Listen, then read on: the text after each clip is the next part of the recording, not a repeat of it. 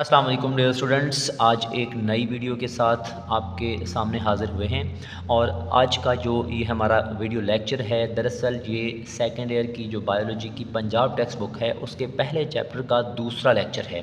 पहले लेक्चर के अंदर हमने होम्योस्टेसिस को देखा, उसके इंट्रोडक्शन को देखा। आज हम देखेंगे कि जो हमारा फीडबैक मैकेनिज़्म है ये क्या है और इसकी टाइप्स को देखेंगे। मेन चीज़ें हैं, बहुत इंपॉर्टेंट चीज़ें हैं। एक एक पॉइंट मैंने आपके सामने लिखा है, आप लोगों ने ऐसे ही लिखना है, नंबर नहीं कटेंगे। तो सबसे पहली लाइन के अंदर एक एमसीक्यू छुपा है, देख सकते हैं कि these are the basis of homeostasis, कि जो होम्योस्टेसिस है उसकी बेस क्या है, तो उसकी बुनियाद क्या है। तो याद रखिएगा कि होम्योस्टेसिस की जो बेस है वो क्या है, फीडबैक मैकेनिज़्म है। अब फीडबैक मैकेनिज़्म को डिफ़ाइन कैसे करेंगे कि रेगुलेटरी प्रोसेस, ये एक ऐसा रेगुलेटरी प्रोसेस है in which the output of a system is used to control the activity of the same system। अब इसको मैं बड़े आसान तरीके से समझाता हूँ कि ये एक ऐसा रेगुलेटरी सिस्टम है जिस सिस्टम का आउटपुट, मतलब कि कोई भी सिस्टम चल रहा है उसका जो आउटपुट निकलता है या उसका जो रिज़ल्ट होता है, वही रिज़ल्ट ही उसी सिस्टम को क्या करे, कंट्रोल करे। तो इस तरह के सिस्टम को, इस तरह के मैकेनिज़्म को हम क्या कहते हैं, फीडबैक मैकेनिज़्म का नाम देते हैं। फिर से सुने, ये एक ऐसा प्रोसेस है जिस प्रोसेस का आउटपुट या उस प्रोसेस का जो रिज़ल्ट होगा वो ही रिज़ल्ट या आउटपुट ही उसी प्रोसेस को क्या करेगा, कंट्रोल करेगा। तो इस मैकेनिज़्म को हम क्या बोलेंगे, फीडबैक मैकेनिज़्म का नाम देंगे। अब जो फीडबैक मैकेनिज़्म है इसकी दो टाइप्स हैं, एक को हम कहते हैं नेगेटिव फीडबैक और दूसरे को हम कहते हैं पॉजिटिव फीडबैक। बहुत ज़्यादा इंपॉर्टेंट चीज़ें हैं, एक एक पॉइंट करके देखिएगा ज़रा। सबसे पहले हम बात कर लेते हैं नेगेटिव फीडबैक मैकेनिज़्म की। तो नेगेटिव फीडबैक कौन सा फीडबैक है, ये एक ऐसा फीडबैक है जिसमें इन विच द आउटपुट डिक्रीज और stop the activity of the system. ये एक ऐसा फीडबैक है जिसमें कोई भी सिस्टम जो चल रहा था उस सिस्टम का जो आउटपुट है, उस सिस्टम का जो आउटपुट है या रिज़ल्ट है, वही आउटपुट या रिज़ल्ट उसी सिस्टम को कम कर दे, उसकी एक्टिविटी को कम कर दे या उस सिस्टम को मुकम्मल तौर पर स्टॉप कर दे। तो इस तरह के फीडबैक को हम क्या कहते हैं, नेगेटिव फीडबैक का नाम देते हैं। अब ये जो नेगेटिव फीडबैक है, it is most common type of feedback in the human body, कि इंसानों की बॉडी के अंदर जो मोस्ट कॉमन टाइप है फीडबैक की वो क्या है, नेगेटिव फीडबैक है। और नेगेटिव फीडबैक में क्या होता है कि एक प्रोसेस का जो आउटपुट होगा, जो रिज़ल्ट होगा, वही रिज़ल्ट ही उस प्रोसेस की एक्टिविटी को या तो कम कर दे या फिर क्या कर दे, मुकम्मल तौर पर स्टॉप कर दे। और इसको हम क्या कहते हैं, नेगेटिव फीडबैक मैकेनिज़्म का नाम देते हैं। अब आप देखिएगा ज़रा, सुनिएगा ज़रा, समझिएगा ज़रा, मज़े लूटिएगा ज़रा, इंजॉय कीजिएगा ज़रा, देखिएगा ज़रा। आप देखते हैं कि हमारे पास ये जो नेगेटिव फीडबैक है, helps to maintain homeostasis by bringing conditions back to normal set point. कि कोई भी सेट पॉइंट है, सेट पॉइंट के अंदर, मतलब वो जो सेट पॉइंट है उस पॉइंट से कंडीशन क्या हो जाए, ऊपर चली जाए या डिस्टर्ब हो जाए, उसको वापस सेट पॉइंट पर लाना, उस सेट पॉइंट पर लाने के लिए, मतलब कि होम्योस्टेसिस को मेंटेन करने के लिए जो सिस्टम इन्वॉल्व होगा, जो मैकेनिज़्म इन्वॉल्व होगा, उस मैकेनिज़्म को क्या बोलेंगे, नेगेटिव फीडबैक। अब इसकी एग्जांपल देखें, regulation of body temperature. Body temperature अगर ज़्यादा हो गया है तो नेगेटिव फीडबैक की मदद से बॉडी टेम्परेचर को नॉर्मल पोजीशन पर लाएंगे, मतलब कि regulation of body temperature negative feedback में आता है। इसी तरह regulation of blood glucose level, कि ब्लड के अंदर ग्लूकोज का लेवल ज़्यादा हो गया सेट पॉइंट से तो उसको वापस लाना है, ये भी रेगुलेशन ऑफ ब्लड ग्लूकोज भी किस में आती है, नेगेटिव फीडबैक में। इसी तरह रेगुलेशन ऑफ हार्मोन सेक्रेशन, कि जो हार्मोन्स की सेक्रेशन अगर वो डिस्टर्ब हो गई है तो उसको वापस लाना, ये भी क्या है, सारे का सारा नेगेटिव फीडबैक मैकेनिज़्म की एग्जाम्पल है। अब हम देखते हैं कि हमारे पास एक एग्जाम्पल लेते हैं जिससे पूरे नेगेटिव फीडबैक मैकेनिज़्म को, जो इसके अंदर जो स्टेप्स होते हैं उनको बड़े अच्छे तरीके से समझते हैं, आपको मज़ीद समझ आ जाएगी। चलते हैं, देखते हैं ज़रा। आप देखें, पूरे मैकेनिज़्म को समझने के लिए हम एक एग्जांपल लेते हैं, बॉडी टेम्परेचर रेगुलेशन, कि हमारी बॉडी के अंदर जो टेम्परेचर रेगुलेशन है वो क्या थी, नेगेटिव फीडबैक मैकेनिज़्म की एग्जांपल थी। तो वो कैसे होती है, इसको समझते हैं, बहुत आसान है। अब देखें, नॉर्मल सेट पॉइंट, हमारी बॉडी का जो नॉर्मल सेट पॉइंट है, ऑप्टिमम टेम्परेचर है, वो कितना है, 37 डिग्री सेंटीग्रेड। अब 37 डिग्री सेल्सियस से टेम्परेचर ऊपर चला जाए तो फिर क्या होगा, यही चीज़ हमने देखनी है। तो देखें, सबसे पहला स्टेप ये याद रखिएगा, सेट पॉइंट इतना है, तो पहला स्टेप क्या है, स्टिमुलाई, मतलब कि अगर इस टेम्परेचर में चेंज आए तो बॉडी टेम्परेचर राइजेस अबव 37, कि बॉडी टेम्परेचर क्या क्या हुई 37 सेल्सियस से बॉडी टेम्परेचर ऊपर चला गया, मतलब कि सेट पॉइंट से बॉडी टेम्परेचर ऊपर चला गया, तो ये चेंज हुआ। इस चेंज को हम क्या बोलते हैं, स्टिमुलाई का नाम देते हैं। अब इस चेंज को जो चीज़ डिटेक्ट करती है वो क्या होते हैं, रिसेप्टर। तो आगे हम उन्हीं रिसेप्टर की बात कर लेते हैं। देखें second step, thermo receptor in hypothalamus, कि हमारे हाइपोथैलेमस के अंदर जो थर्मो रिसेप्टर पाए जाते हैं जो टेम्परेचर को चेंज को डिटेक्ट करते हैं, वो हाइपोथैलेमस के अंदर पाए जाने वाले थर्मो रिसेप्टर इस इंक्रीज इन टेम्परेचर को क्या करेंगे, डिटेक्ट करेंगे, महसूस करेंगे। उसके बाद उन्होंने मैसेज भेज देना है किस चीज़ को, कंट्रोल सेंटर को। तो ये नेक्स्ट स्टेप है, देखिएगा ज़रा कि थर्मो रेगुलेटरी सेंटर या कंट्रोल सेंटर जो कि हाइपोथैलेमस के पास है, वो क्या करता है, यहाँ से रिसेप्टर से आने वाली इंफॉर्मेशन को क्या करेगा, रिसीव करेगा। यहाँ पर हाइपोथैलेमस के अंदर थर्मो रिसेप्टर थे, यहाँ पर हाइपोथैलेमस के अंदर थर्मो रेगुलेटरी सेंटर है, मतलब कंट्रोल सेंटर है।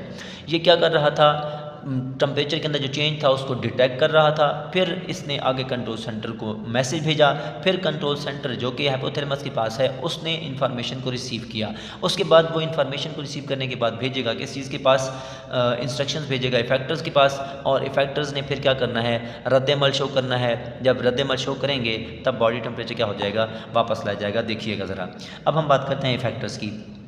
तो जो हाइपोथैलेमस था, कंट्रोल सेंटर था, उसने send signal to sweat gland, उसने स्वेट ग्लैंड को क्या करने हैं, सिग्नल भेजने हैं कि गर्मी ज़्यादा हो गई है, टेम्परेचर सेट पॉइंट से बढ़ गया है। तो स्वेट ग्लैंड पर क्या करेंगे, रेस्पॉन्स शो करेंगे, मतलब कि स्वेट ग्लैंड क्या है, ये फैक्टर्स का काम कर रहे हैं। अब स्वेट ग्लैंड ने क्या करना है, प्रोड्यूस स्वेट, ये पसीना खारिज करेंगे। और आपको पता है जब पसीना खारिज होगा तो वहाँ पर बॉडी को कूलिंग मिलेगी, जब बॉडी को ठंडक मिलेगी तो बॉडी का टेम्परेचर जो 37 से ऊपर चला गया था उसको फिर से क्या किया जाएगा, रिटर्न किया जाएगा वापस सेट पॉइंट तक, मतलब कि 37 डिग्री सेंटीग्रेड तक। तो इस तरीके से ये सारे का सारा काम करने से फाइनल रिजल्ट क्या हुआ कि आफ्टर नॉर्मल टेम्परेचर, मतलब जब टेम्परेचर इससे ऊपर चला गया तो ये इस पूरे प्रोसेस के बाद टेम्परेचर को दोबारा जब नॉर्मल सेट पॉइंट तक लाया जाएगा तो उसके बाद after normal temperature is reach, जब दोबारा टेम्परेचर नॉर्मल हो जाता है, thermoreceptor stop signal to control centre, के थर्मो रिसेप्टर ही कंट्रोल सेंटर को इंफॉर्मेशन दे रहे थे कि आगे इंफॉर्मेशन भेजो स्वीट ग्लैंड को कि वो पसीना खारिज करें। तो अब टेम्परेचर तो नॉर्मल हो गया है, इसलिए फिर वो जो थर्मो रिसेप्टर थे अब वो क्या करेंगे, जो मैसेज आगे की तरफ भेज रहे थे कंट्रोल सेंटर की तरफ, तो उसको नहीं भेजेंगे। जब कंट्रोल सेंटर को मैसेज नहीं भेजेंगे तो मज़ीद पसीना नहीं निकलेगा। जब मज़ीद पसीना नहीं निकलेगा, क्योंकि टेम्परेचर ऑलरेडी अब सेट पॉइंट तक ले आए हो, तो इसलिए मज़ीद ठंडक पैदा नहीं की जाएगी। तो ये सारे का सारा मैकेनिज़्म क्या कहलाता है, नेगेटिव फीडबैक मैकेनिज़्म कहलाता है। अब इसी चीज़ को अगर हम एक डायग्राम की मदद से देखें तो देख सकते हैं कि हीट मतलब कि गर्मी हुई, बॉडी टेम्परेचर जो था वो क्या हुआ, सेट पॉइंट से ऊपर चला गया। जब बॉडी का टेम्परेचर सेट पॉइंट से ऊपर जाएगा तो रिसेप्टर क्या करेंगे, जो कि थर्मो रिसेप्टर्स हैं हाइपोथैलेमस के पास, उन्होंने इन इन्फॉर्मेशन को पकड़ना है, बॉडी टेम्परेचर को डिटेक्ट करना है जो चेंज हो गया था, ज़्यादा हो गया था। फिर वो आगे मैसेज भेजेंगे थर्मो रेगुलेटर के पास।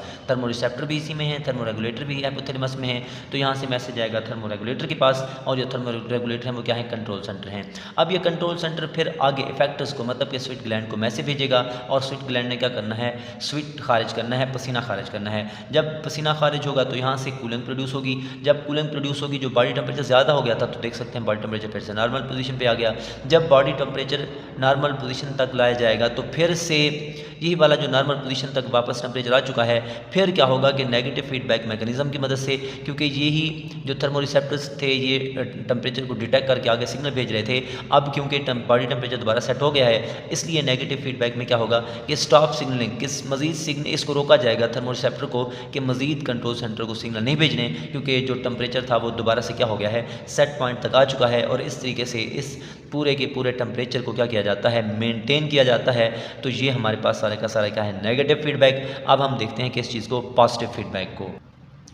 अब आप देख सकते हैं कि पॉजिटिव फीडबैक मैकेनिज्म क्या होता है, बहुत आसान है, बिल्कुल सिंपल है। तो आप देख सकते हैं कि in which output increase the activity of system. पीछे हमने पढ़ा कि जो नेगेटिव फीडबैक था उसमें जो आउटपुट था सिस्टम का, वो उस सिस्टम की एक्टिविटी को कंट्रोल कर रहा था या स्टॉप कर रहा था या कम कर रहा था। लेकिन यहाँ पर क्या होगा कि जो सिस्टम चल रहा है वही सिस्टम की जो आउटपुट होगा, रिजल्ट होगा, वो इस सिस्टम की एक्टिविटी को बढ़ाएगा। तो इसको हम क्या कहते हैं, पॉजिटिव फीडबैक मैकेनिज्म कहते हैं। ये क्या करता है, इन्हेंस करता है, बढ़ा देता है ओरिजिनल स्टिमुलाई को। ये लेस कॉमन है फीडबैक मैकेनिज्म की टाइप। इसके साथ साथ देखा जाए इट अकर्स इन प्रोसेसेस, ये उन प्रोसेसेस में, उन अमाल में वाक़ होता है जहाँ पर रैपिड और स्ट्रॉन्ग चेंजेस आती हैं। ये बातें आपने ध्यान में रखनी हैं। इसकी एग्जांपल्स में देखते हैं। सबसे पहले है ब्लड क्लॉटिंग, उसके बाद है लेबर एंड चाइल्ड बर्थ। इसकी डिटेल आपकी बुक में नहीं है, लेकिन जो लेबर या चाइल्ड बर्थ है इसकी डीपली डिटेल दी गई है, हम इसको अच्छे से समझते हैं। तो देखें, दरअसल लेबर या चाइल्ड बर्थ क्या है, पहले इसको समझ लेते हैं, फिर हम टॉपिक की तरफ चलेंगे। अब जब माँ के पेट के अंदर बच्चा 9 मंथ गुजार चुका होता है, तो उसके बाद बच्चे ने बाहर आना होता है दुनिया में। तब जो माँ है उसकी बॉडी में, यूट्रस में पेन होता है, दर्द होता है, उसको हम क्या कहते हैं, लेबर पेन कहते हैं। अब उस लेबर पेन की वजह से बच्चे की क्या हो जाती है, पैदाइश। इसको हम क्या बोलेंगे, चाइल्ड बर्थ का नाम देंगे। अब ये पैदाइश कैसे होती है, इसमें पॉजिटिव फीडबैक कैसे इन्वॉल्व होता है, ये हमने देखना है। तो सबसे पहले एग्जांपल देखते हैं। स्टिमुलाई, मतलब पहला स्टेप है stimulus. Uterus starts contracting during labour. जब भी पेन स्टार्ट होगा, मतलब बच्चे ने जब बाहर आना है, तब सबसे पहले पेन स्टार्ट होगा, जिसको हम लेबर का नाम देंगे।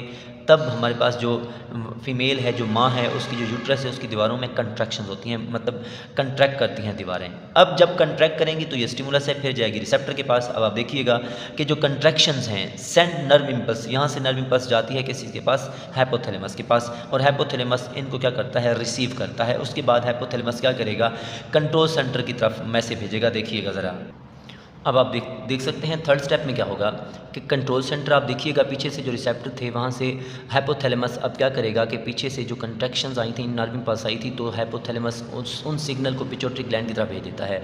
अब पिट्यूटरी ग्लैंड दरअसल यहाँ पर इफेक्टर्स हैं। अब आप देखिएगा ज़रा हार्मोनल रेस्पॉन्स को देखते हैं कि जो पिट्यूटरी ग्लैंड है वो क्या करेंगे, ऑक्सीटोसिन हार्मोन खारिज करेंगे। अब कंट्रैक्शन हुई सबसे पहले, वहाँ से नर्व इम्पल्स गई रिसेप्टर के पास, हाइपोथैलेमस के पास, फिर हाइपोथैलेमस ने as a control centre role play किया, फिर उसने मैसेज भेजा किस चीज़ को, पिट्यूटरी ग्लैंड को। यहाँ पर पिट्यूटरी ग्लैंड इफेक्टर का काम करते हैं, उन्होंने किस चीज़ को खारिज करवाया, ऑक्सीटोसिन को। अब जब ऑक्सीटोसिन खारिज हुआ तो याद रखिएगा कि oxytocin causes stronger uterus contraction, contraction ही ऑक्सीटोसिन को खारिज करवा रही थी। अब ऑक्सीटोसिन मज़ीद उनको कंट्रैक्शन को बढ़ा देगा। आप देख सकते हो कि प्रोसेस का जो रिज़ल्ट है वही उस प्रोसेस को मज़ीद तेज़ कर रहा है, बढ़ा रहा है। तो मज़ीद कंट्रैक्शन बढ़ेंगी, तो मज़ीद कंट्रैक्शन बढ़ेंगी तो पॉजिटिव फीडबैक लूप बन जाता है। इसका क्या मतलब है, इसको समझते हैं। देखिएगा ज़रा कि जितनी ज़्यादा कंट्रैक्शंस होंगी उतनी ज़्यादा नर्व इम्पल्स जनरेट होंगी, उतनी ज़्यादा नर्व इम्पल्स हाइपोथैलेमस के पास जाएंगी। जितनी ज़्यादा नर्व इम्पल्स हाइपोथैलेमस के पास जाएंगी उतना ज़्यादा ऑक्सीटोसिन रिलीज़ करवाया जाएगा। जितना ज़्यादा ऑक्सीटोसिन रिलीज़ करवाया जाएगा उतना ज़्यादा कंट्रैक्शन ज़्यादा होती जाएंगी। अब कंट्रैक्शन जितनी ज़्यादा होती जाएंगी, जितनी ज़्यादा होती जाएंगी, उतनी ज़्यादा कंट्रैक्शन की वजह से बच्चे को बॉडी, माँ के पेट से क्या किया जाता है, बाहर मतलब एक्सपेल कर दिया जाता है, बच्चा फिर बाहर आ जाता है। तो इसलिए हम कह सकते हैं कि this cycle continue until the baby is born. ये साइकिल तब तक कंटिन्यू रहता है जब तक बच्चा पैदा नहीं हो जाता। फिर से सुने, सबसे पहले क्या हुआ, यूट्रस की दीवारों में कंट्रैक्शन हुई। कंट्रैक्शन के बाद रिसेप्टर ने वहाँ से मैसेज लिया हाइपोथैलेमस ने, फिर हाइपोथैलेमस ने एज अ कंट्रोल सेंटर काम किया, फिर मैसेज भेजा आगे पिट्यूटरी ग्लैंड की तरफ। पिट्यूटरी ग्लैंड के पास मैसेज गया, फिर वहाँ से क्या निकला, ऑक्सीटोसिन। जितना ऑक्सीटोसिन निकला उतना ज़्यादा कंट्रैक्शन बढ़ी, जितना ज़्यादा कंट्रैक्शन बढ़ती गई उतना ज़्यादा ऑक्सीटोसिन बढ़ता गया। इसी तरह बढ़ते बढ़ते बढ़ते उतनी ज़्यादा कंट्रैक्शन हो गई। बहुत ज़्यादा कंट्रैक्शन होने की वजह से बच्चे को बॉडी के, माँ की बॉडी से क्या कर दिया गया, बाहर खारिज कर दिया गया, जिसकी वजह से क्या हो जाती है, बर्थ हो जाती है। तो ये हमारे पास है पॉजिटिव फीडबैक मैकेनिज़्म और उसकी एग्जांपल, जिसमें एक चीज़ का जो मतलब प्रोसेस का जो रिज़ल्ट होगा, जो उसका आउटपुट होगा, वो उस प्रोसेस को क्या करता है, मज़ीद बढ़ाता है। तो इसको हम पॉजिटिव फीडबैक कहते हैं। अब आप देखें यहाँ पर स्ट्रेचिंग एंड फीटस के अंदर खिंचाव हुआ, तब यूट्रस के अंदर यूट्रस की दीवारों के अंदर कंट्रैक्शन हुई, फिर यूट्रस की दीवारों के अंदर जब कंट्रैक्शन हुई, यहाँ से इनको एज अ रिसेप्टर ये काम करते हैं, ये फिर मैसेज चला जाता है हाइपोथैलेमस को। यूट्रस की दीवारों के अंदर जब कंट्रैक्शन हुई तो यहाँ से एज अ रिसेप्टर ये काम कर रहे थे, तो यहाँ से इन्फॉर्मेशन फिर गई हाइपोथैलेमस के पास जो कि कंट्रोल सेंटर है। कंट्रोल सेंटर मतलब हाइपोथैलेमस के पास जब इन्फॉर्मेशन गई तो फिर इन्होंने हाइपोथैलेमस ने पिट्यूटरी ग्लैंड को मैसेज भेजा। Pituitary gland as a factor काम कर रहा था, उसने ऑक्सीटोसिन को खारिज करवाया। जितना ऑक्सीटोसिन खारिज होता गया उतना यूट्रस की दीवारें मतलब यूट्रस की दीवारों के अंदर मजीद कंट्रैक्शन बढ़ी। यूट्रस की दीवारों के अंदर मजीद कंट्रैक्शन बढ़ी तो पॉजिटिव फीडबैक मैकेनिज्म की मदद से मजीद सिग्नल जहाँ पर गए, जितने ज़्यादा सिग्नल होते गए उतना ज़्यादा ऑक्सीटोसिन खारिज होता गया। जितना ज़्यादा ऑक्सीटोसिन खारिज होता गया उतना ज़्यादा आपके पास कंट्रैक्शन बढ़ती गई और बच्चे को बाहर खारिज कर दिया गया। तो इस प्रोसेस को हम क्या कहते हैं? Positive feedback. अब आप देखिएगा जहाँ पर एक डब्बा बना हुआ है शॉर्टकट में आ सकता है, देखिएगा ज़रा कि अनरेगुलेटेड फीडबैक क्या होता है। Unregulated positive feedback, some time positive feedback is not controlled properly, कि बाज़ औक़ात जो पॉजिटिव फीडबैक है वो हमारे अंदर प्रॉपरली कंट्रोल नहीं होता। जैसे कि एग्जांपल है इन्फ्लेमेशन। अब आप देखें ड्यूरिंग इन्फ्लेमेशन के दौरान या सोजिश के दौरान जो इम्यून सिस्टम के सेल्स हैं वो क्या करते हैं? एक प्रोटीन को बना देते हैं जिसको हम साइटोकाइंस कहते हैं। अब ये जो साइटोकाइंस है वो मज़ीद इम्यून सिस्टम को मज़ीद एक्टिव करती है। वो जितना मज़ीद इम्यून सिस्टम एक्टिव होगा उतने मज़ीद बहुत ज़्यादा साइटोकाइंस खारिज होंगे। जितने ज़्यादा साइटोकाइंस खारिज होंगे तो इस तरह हमारे पास जो पॉजिटिव फीडबैक है वो ओवर कंट्रोल हो जाता है। बहुत ज़्यादा साइटोकाइंस बन जाती हैं जिसकी वजह से जो इन्फ्लेमेशन है वो मज़ीद बढ़ जाती है। इन्फ्लेमेशन जब मज़ीद बढ़ेगी, एक्सेसिव इन्फ्लेमेशन होगी, तब बॉडी टिश्यू क्या हो जाएंगे? डैमेज हो जाएंगे। तो ये क्या है? अनरेगुलेटेड पॉजिटिव फीडबैक है।